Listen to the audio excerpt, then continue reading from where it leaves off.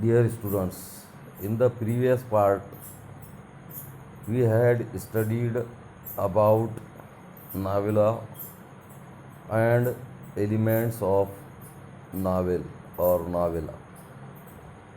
Today, we are going to study about the types of novel.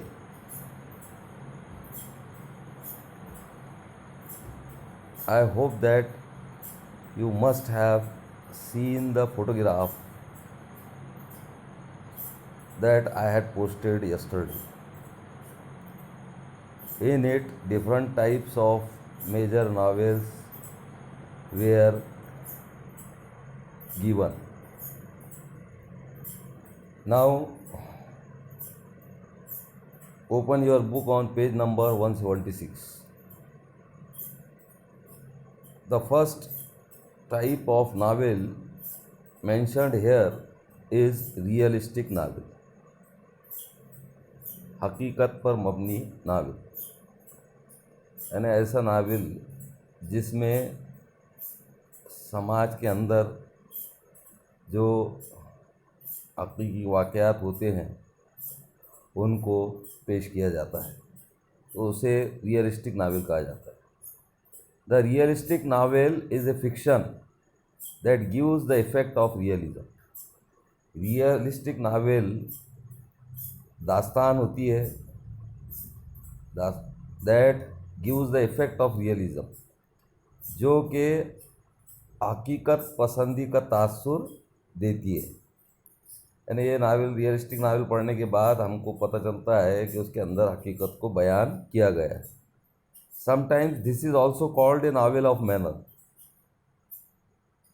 बाज़ औक़ात realistic novel को novel of manner भी कहा जाता है. It can be characterised by its complex characters with mixed motives that are rooted in the social class. इसके अंदर जो कैरेक्टर्स होते हैं, जो किरदार होते हैं, वो किरदार कॉम्प्लेक्स होते हैं, उलझे हुए किरदार होते हैं, जिनके मकासद मिक्स्ड होते हैं, जो समाजी फ़िरका है, सोशल क्लास है, उसमें मौजूद होते हैं. The characters in the realistic novel interact with other characters and undergo plausible and everyday experience. जो किरदार होते हैं रियलिस्टिक नावल में, वो दूसरे कैरेक्टर्स के साथ इंटरेक्ट करते हैं और जो काबिल यकीन और रोज़मर्रा के तजुर्बात हैं उनसे वो गुज़रते हैं. यानी हमारे समाज के अंदर जो वाक़यात पेश आते हैं, जो तजुर्बात पेश आते हैं, वो तजुर्बात से रियलिस्टिक नावल के किरदार भी गुज़रते हैं. Second type of novel is picaresque novel. The word picaresque is originated from the Spanish word picaro. जो लफ्ज़ है पिकारेस्क, ये स्पेनिश वर्ड पिकारो से अखज़ किया गया है, विच मीन्स ए रोग, जिसका मतलब होता है बदमाश. रोग मीन्स बदमाश, villain. A picaresque novel narrates the adventures of the protagonist. And if we read a picaresque novel, we find that it narrates the adventures of the main character. जो main character होता है, वो जो ख़तरात का सामना करता है, उन ख़तरात को पिकारेस्क नावल में बयान किया जाता है. और ये जो प्रोटैगनिस्ट होता है, वो इज़ एन एक्सेंट्रिक और ए डिसरेप्यूटेबल पर्सन. यानी ये जो प्रोटैगनिस्ट होता है वो एक्सेंट्रिक होता है, थोड़ा बदमाश किस्म का होता है, और इसके अलावा बदनाम शख्स होता है, डिसरिप्यूटेबल होता है, बदनाम शख्स होता है, और उसके वाक़यात को एपिसोडिक फॉर्म में बयान किया जाता है, वाक़यात की शक्ल में बयान किया जाता है। Third type is historical novel, तारीख़ी novel. A historical novel is a novel set in a period earlier than that of the writing. तारीख़ी नावल उस नावल को कहेंगे जो कि आज लिखा जा रहा हो, लेकिन उसमें वाक़यात सन 2000 के पहले के हैं या 1947 के वाक़यात बयान किए जा रहे हैं, तो इसको हिस्टोरिकल नावल कहेंगे, तारीख़ी नावल कहेंगे। Fourth type is epistolary novel. The word epistolary derives from the Latin word epistola.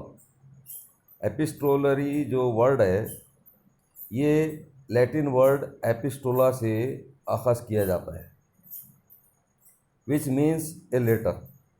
एपिस्टोला का मतलब होता है लेटर या ख़त।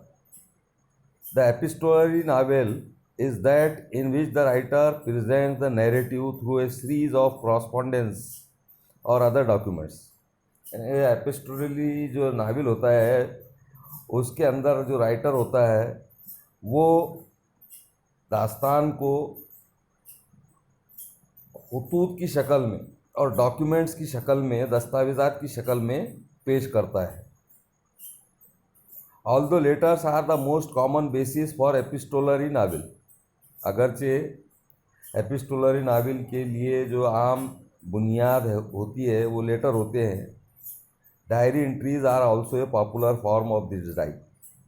बाज़ लोगों को डायरी लिखने की आदत रहती है, अपने रोज़मर्रा के वाक़यात रोज़ाना डायरी में लिखते हैं, तो बाज़ नावल निगार डायरी एंट्रीज़ का भी कोई भी बेसिस बनाते हैं, और राइटर का ये कहना है कि ये एक पॉपुलर फॉर्म, डायरी एंट्रीज़ का इस्तेमाल करके नावल लिखना, एपिस्टोलरी नावल लिखना, ये एक मशहूर सिनफ है।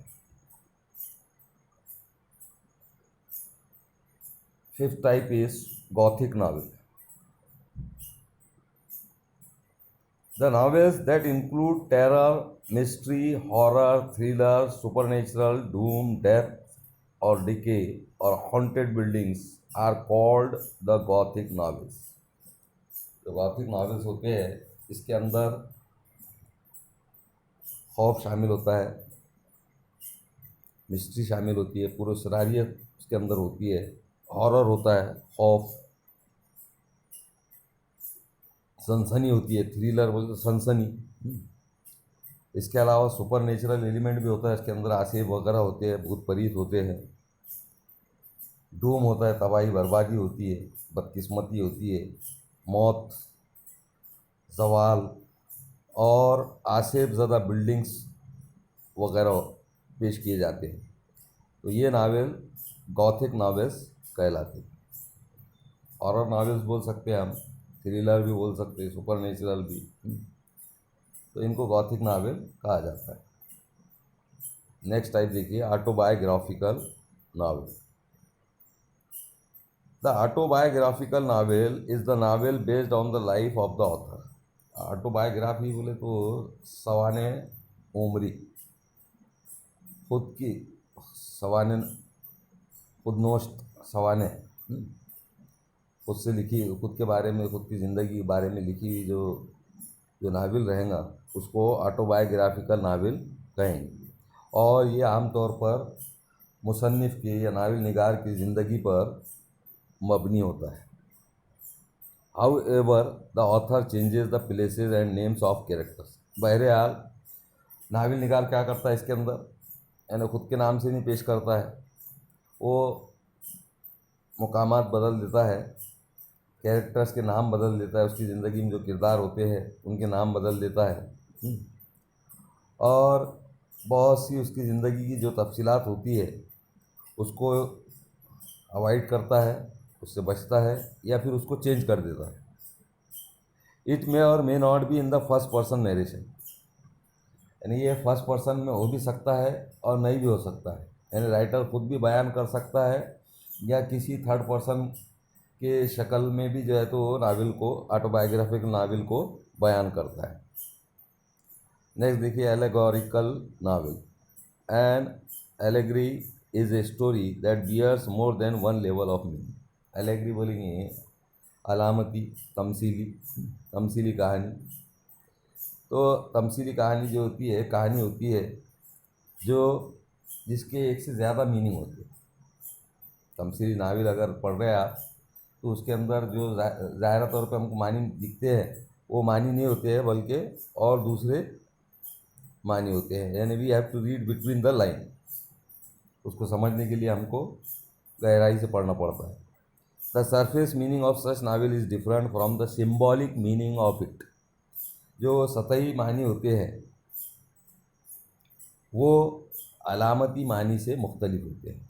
यानी सतही मानी जो होते हैं वो अलामती मानी से मुख्तलिफ होते हैं। पढ़ेंगे हम अगर तो सतही तौर पे हमको अलग मानी दिखेंगे, लेकिन जब गहराई से मुतालिया करेंगे और समझकर मुतालिया करेंगे तो कुछ और मफहूम उसका निकलेगा। The symbolic meaning of an allegory may be political, religious, historical और फिलोसफिकल।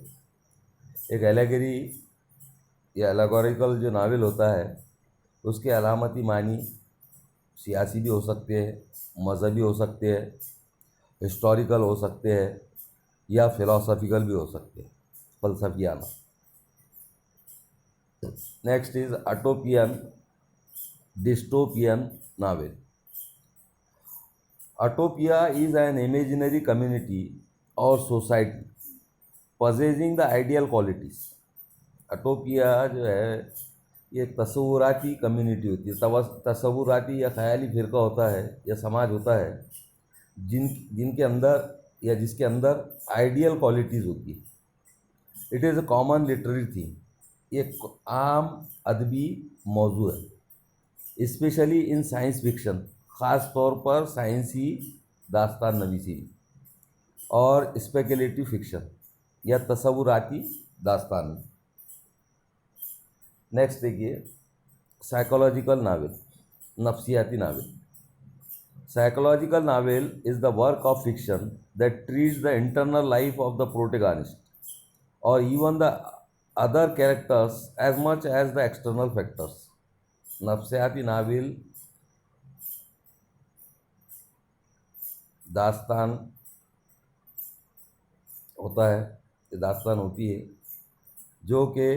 जो प्रोटैगनिस्ट होता है, मेन कैरेक्टर होता है, उसके इंटरनल लाइफ को ट्रीट करती है, अंदरूनी ज़िंदगी को डील करती है नावल के अंदर। यानी उसका जो मौजू होता है प्रोटैगनिस्ट की अंदरूनी ज़िंदगी, बातनी ज़िंदगी बोल सकते हैं हम, या उसकी जो नफ्सियाती ज़िंदगी होती है वो, और इवन द अदर कैरेक्टर, बल्कि दूसरे जो किरदार होते हैं उनके भी नफ्सियाती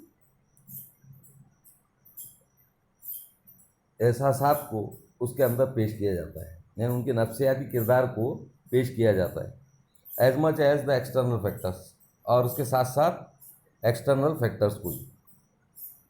next type stream of consciousness novel. Stream of consciousness is a phrase coined by William James in his treatise Principles of Psychology।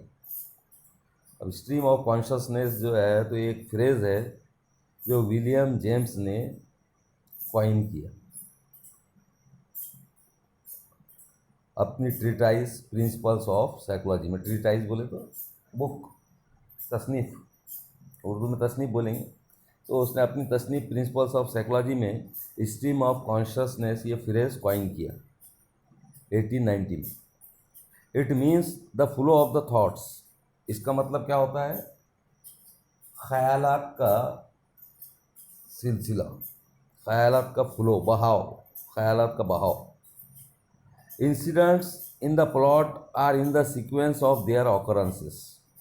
जो प्लॉट के अंदर वाक़यात होते हैं वो यानी उनके वाक़यात के होने की तरतीब के हिसाब से होते हैं। जिस तरतीब में वाक़यात पेश आते हैं वही तरतीब में स्ट्रीम ऑफ कॉन्शसनेस नावल में वाक़यात को पेश किया जाता है।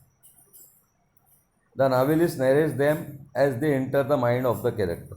नावलिस्ट उन ख्यालात को बयान करता है जैसे जैसे कैरेक्टर के दिमाग में वो ख्यालात आते जाते हैं। नेक्स्ट टाइप देखिए, Bildungs Roman novel. Bildungs Roman novel. The German word Bildungs Roman indicates growth. Bildungs Roman is a German word, ये जर्मन वर्ड है, जर्मनी ज़ुबान का वर्ड, जर्मन ज़ुबान का लफ्ज़ है, और इसका मतलब होता है ग्रोथ, तरक्की। द फिक्शनल बायोग्राफी और autobiography is concern with the growth of the protagonist mind. जो फिक्शनल बायोग्राफी होती है या ऑटोबायोग्राफी होती है वो प्रोटैगनिस्ट के जहन के ग्रोथ से ताल्लुक़ रखती है,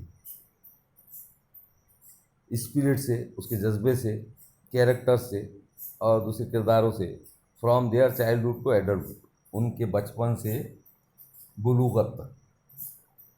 इन the first half of the 20th century, a cult of pulp magazines became popular in which fantastic fiction for the general entertainment of the masses was printed on the cheap pulp paper। 20वीं सदी के पहले half में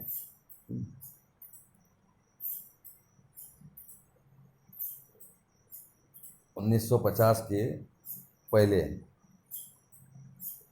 pulp magazines करके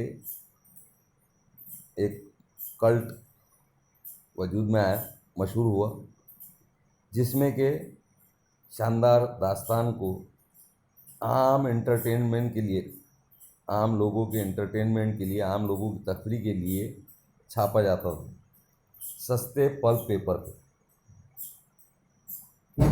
the pulp fiction era provided A building ground for the detective novels and science fiction.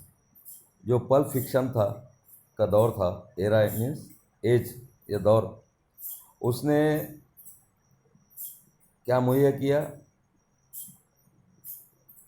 Building ground detective novels के लिए और science fiction के लिए। Science fiction is a genre of speculative fiction.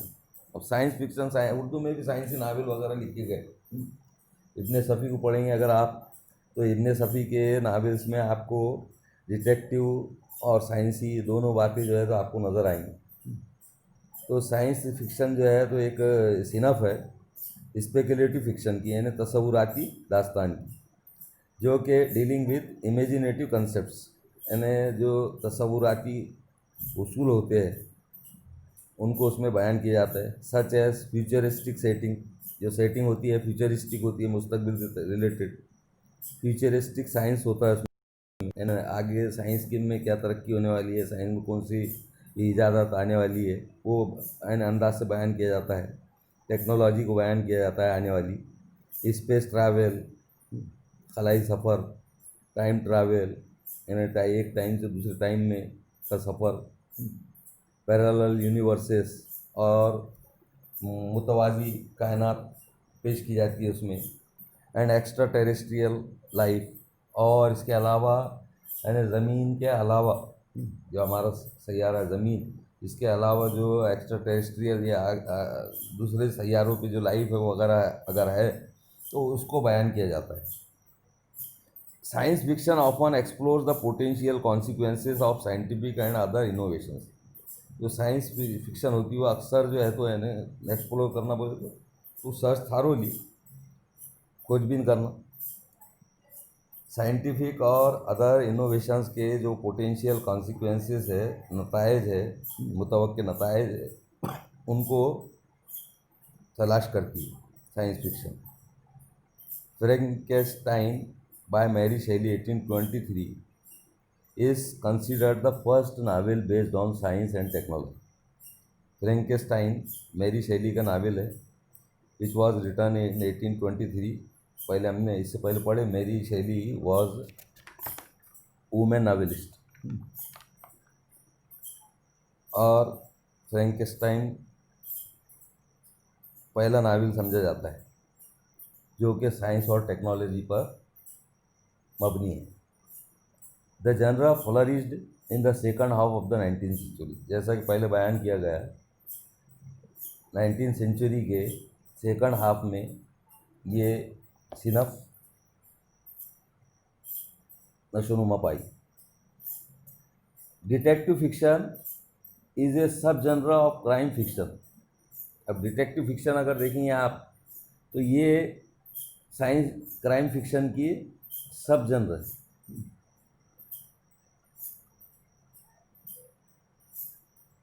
जनर means snuff.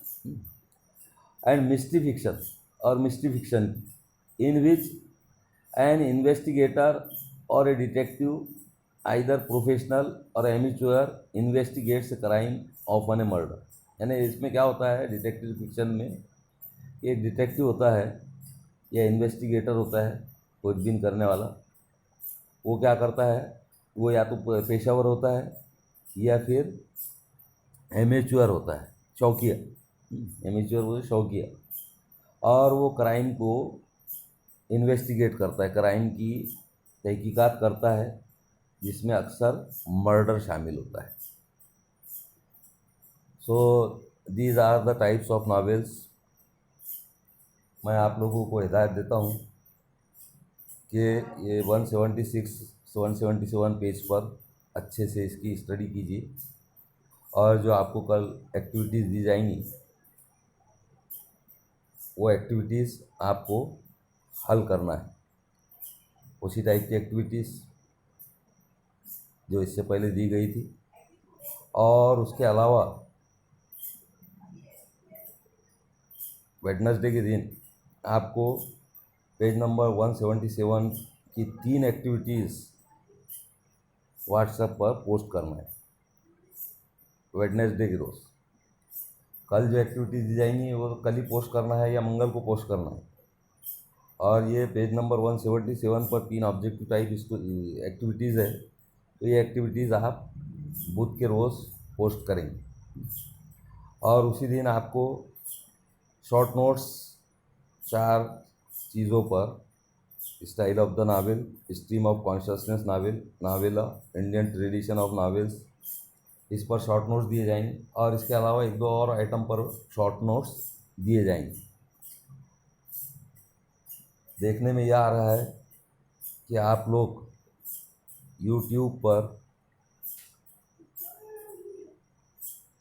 ज़्यादा तादाद में recordings या जो वीडियोस अपलोड किए जा रहे हैं वो देख नहीं रहे। जहाँ तक इंग्लिश का मामला है तो आर्ट साइंस दोनों इससे रिलेटेड है। आर्ट्स वाले तो मेरा जहाँ तक ख्याल है बिल्कुल भी इस पर तवज्जो नहीं दे रहे। तो मैं चाहूँगा कि आप लोग रेगुलर YouTube पर जाइए और किताब सामने रखकर किताब में पढ़िए, और जो रिकॉर्डिंग पेश की जा रही है वो रिकॉर्डिंग भी आपको देखना है। खुदा हाफिज़।